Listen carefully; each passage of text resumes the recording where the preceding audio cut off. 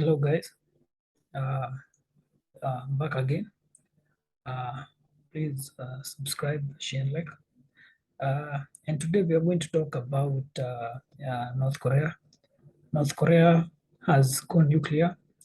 Uh, Kim Jong-Un and the North Korean government just passed a law, and Kim Jong-Un declared that his country now is a nuclear power. They've that the testings that have been happening, it seems the results have paid off. The law is it's a remodel. It's like an amendment of a 2013 law that said that North Korea can use nuclear weapons if against its own enemy. But now the law says that North Korea can also use nuclear weapons on a preemptive strike if they suspect that such weapons will be used against them. They can launch it first, or if they suspect that the strategic assets are under threat from foreign forces, including the Kim dynasty, they can use nuclear weapons. This is a very big game changer because now North Korea declares itself as a nuclear power.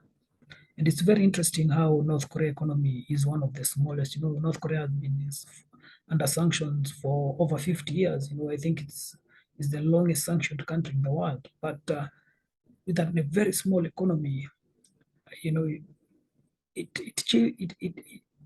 sits on the table with the big boys.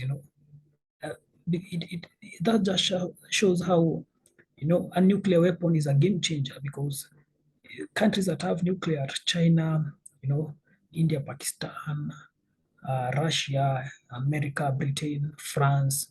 But North Korea is one of the poorest countries. It faces massive hunger, all these issues. But now, because of the nuclear card that they've been playing for 50 years, every time Kim Jong-Un talk or his father, you know, all these all these Kim leaders, the whole world keeps quiet and the whole world is shocked, and yet it's a small country. This just goes to show you how the nuclear bomb is a game changer.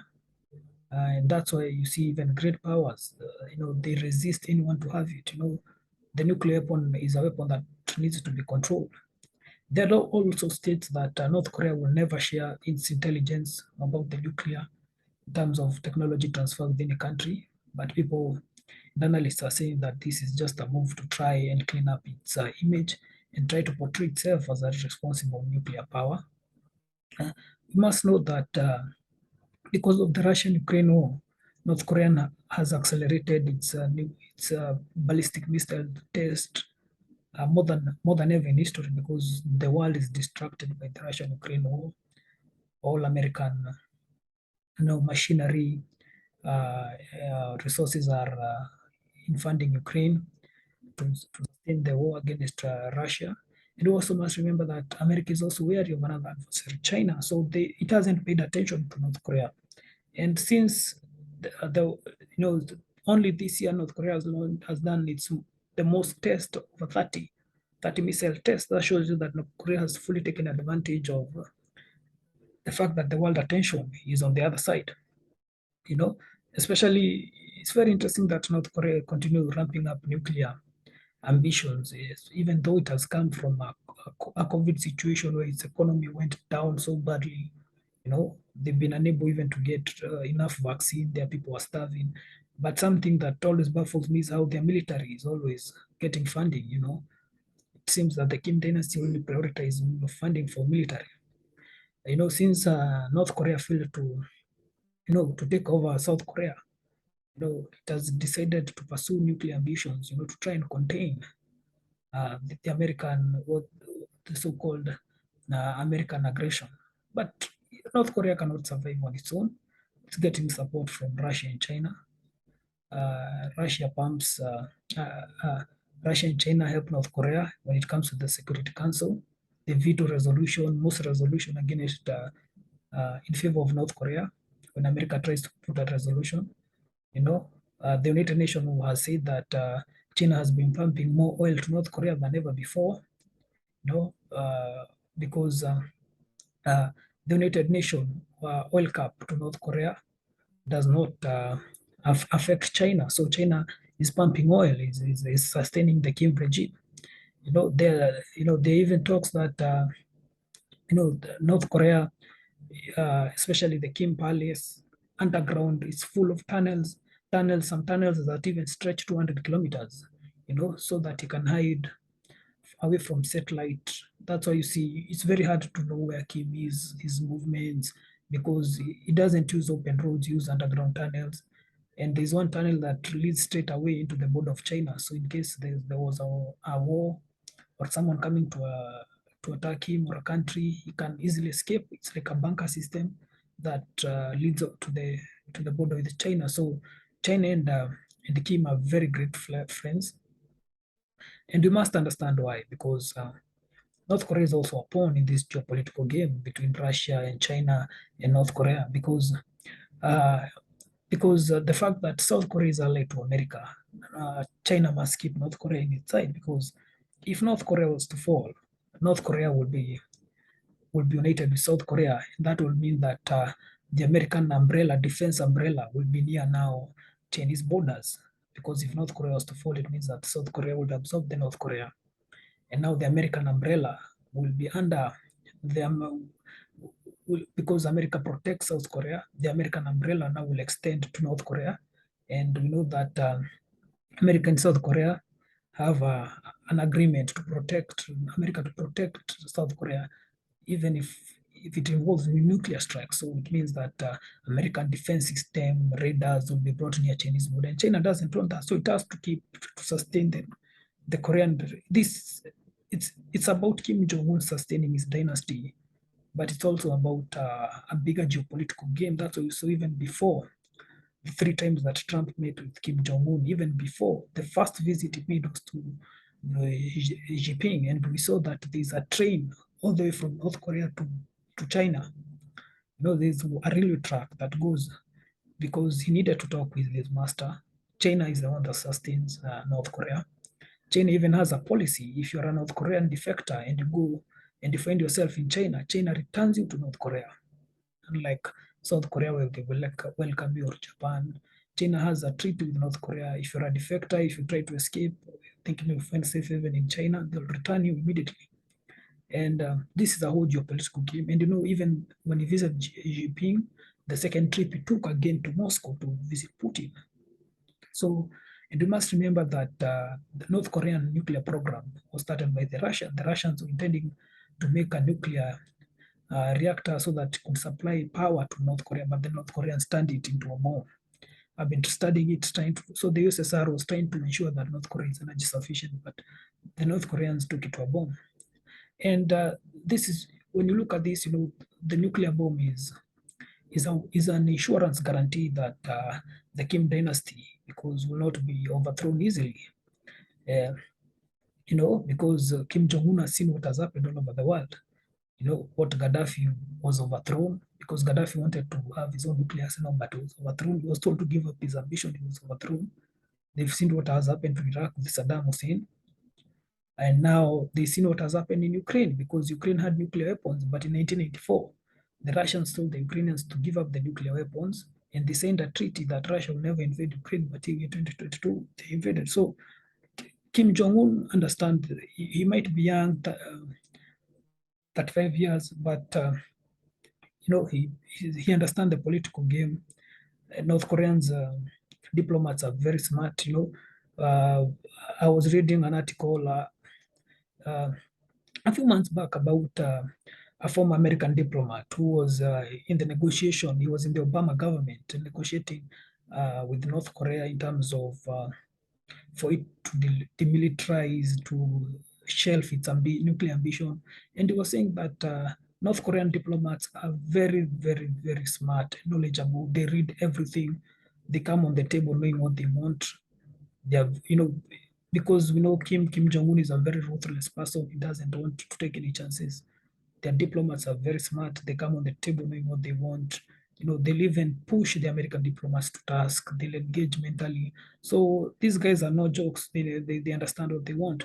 And if you look at American strategy, because North Korea is one of the most sanctioned country. George Bush pushed these sanctions to the limit. If you look at all the American presidents from George Bush, George Bush is the one who's called North Korea an axis of evil, and he pushed for economic sanctions. Then came the Obama government, and then the government brought a new strategy called strategic patience. Being patient with North Korea, sanctioning it so that it can weigh itself out in their nuclear program, use all its money, go bankrupt, hoping that it will go bankrupt. And then that seemed not to work. Trump came in. Trump started meeting engagements, face to face with Kim. He thought he could persuade Kim to shelf his nuclear ambitions so that for sanction relief. But we all know that the Kim dynasty is tied to the nuclear. But now Biden is here. Biden seems to be taking his former boss's Obama policy of strategic patient. Biden is not in a hurry. And under Trump, Kim Jong-Un and Trump had agreed Trump will cease joint military drills. The Americans will cease joint military drills with the South Korean so that Kim Jong-Un can dismantle and stop his nuclear tests. But when Biden has come, now the drills are even more. And now South Korea even has a new president who's really somehow like a warmonger. He doesn't, it's not like the president before him. He wants, if North Korea goes hard, he wants to go harder, and he's not afraid to use force. And, even analysts are worried because with this military drill and show of force, will it make the peninsula better, or Kim Jong-un might feel threatened and resort to measures that, we don't want. So Biden is fully supporting South Korea.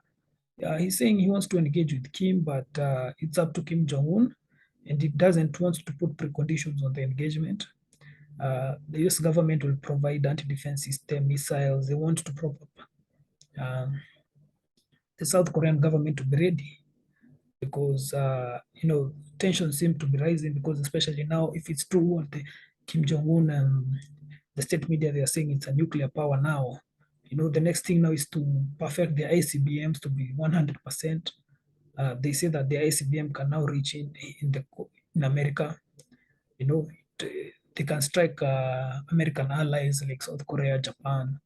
So, this is a very interesting situation. So when you see someone like Kim Jong-un, you need to understand that he will never give up his nuclear power. Actually, even in the statement, he says that this law now reaffirms that North Korea will never, never, ever give up their nuclear powers, even if they face 100 years of sanction. That's what he says. So to him, he feels that the Kim Jong-un dynasty existence is pegged to, to this nuclear umbrella.